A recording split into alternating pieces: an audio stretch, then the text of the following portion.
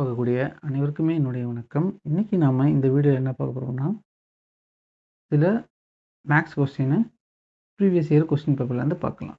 So இதில் நான் எடுத்திருக்கிறது ஒரு கொஸ்டின் பேப்பர் பாருங்க. ஒரு வட்டக்கோண பகுதி. வட்டக்கோண பகுதினா இந்த மாதிரி இருக்கும். வட்டக்கோண பகுதி மன்னிக்கவும். வட்டக்கோண பகுதி. இதில் பார்த்தீங்கன்னா ஏரியா கொடுத்துட்டாங்க. இந்த ஏரியா வந்து 123. ஆரம் 14. என்ன கேட்டிருக்காங்கன்னா மையக்கோணத்தின் அளவு.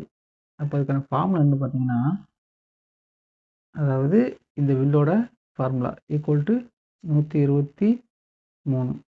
ஸோ இந்த ஃபார்முலான்னு பார்க்குறப்போ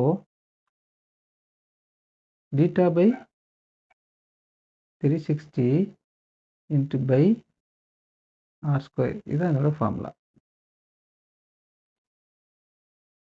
ஏ நமக்கு என்ன வேணும்னா டீட்டா தான் வேணும்.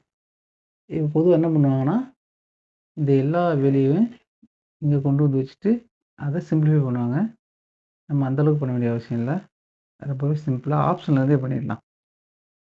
இப்போ ஆப்ஷன் பார்த்தீங்கன்னா சின்ன ஆப்ஷன், அதாவது கொடுத்துருக்குற ஆப்ஷனில் சின்ன வெளி விடுங்க 72. இந்த 72 எடுத்தால் இந்த ஏரியா இருக்குல்ல, இந்த 123க்கு நியரஸ்ட்டாக வந்தாலே நம்ம ஆன்சராக கன்சிடர் பண்ணிக்கலாம். சரியானதாக தான் இருக்கும். அப்படி பார்க்குறப்போ இந்த டீட்டாக்கு பதிலாக நான் என்ன பண்ண போகிறேன், ஃபஸ்ட்டு 72. ஏன்னா சின்ன வெளி, அதனால் 72 எடுக்க போகிறேன். ஏன்றது ஆல்ரெடின்னு சொல்லிட்டாங்க 123. இப்போ நான் இந்த டீட்டாவை 72 எடுத்தேன்னா 123 பிரிக்கணும். ஸோ இந்த டீட்டா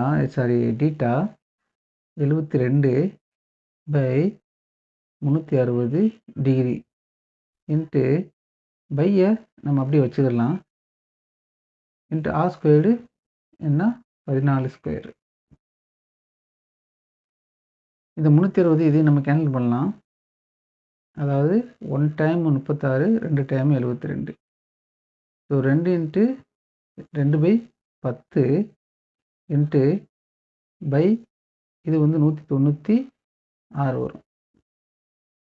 இதை 5 டைம் போடலாமா? இப்போது இந்த 196 5, இந்த 196 5ஆல் டிவைட் பண்ணுங்கள்.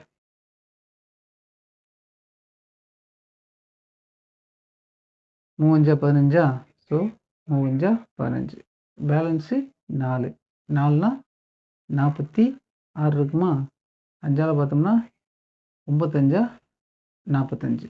So 9 45 balance 1 10 ஆக்கிங்க. பாயிண்ட் வச்சு 0 சேர்த்தாச்சு. அப்போது 7 10. 39.2ன்றது கிடச்சிருக்கு. சிம்பிளிஃபை பண்ணும்போது இந்த பை ஒன்றுக்கு பற்றி இந்த பையை நம்ம இப்போ என்ன பண்ண போகிறோம்னா 3.14 எடுத்துக்க போகிறோம். இது வந்து ஃபிக்ஸ்டு வேல்யூ தான்.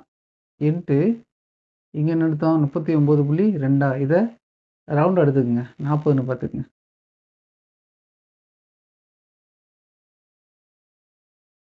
நாற்பது எடுத்தோம்னா முன்னாங்க 12.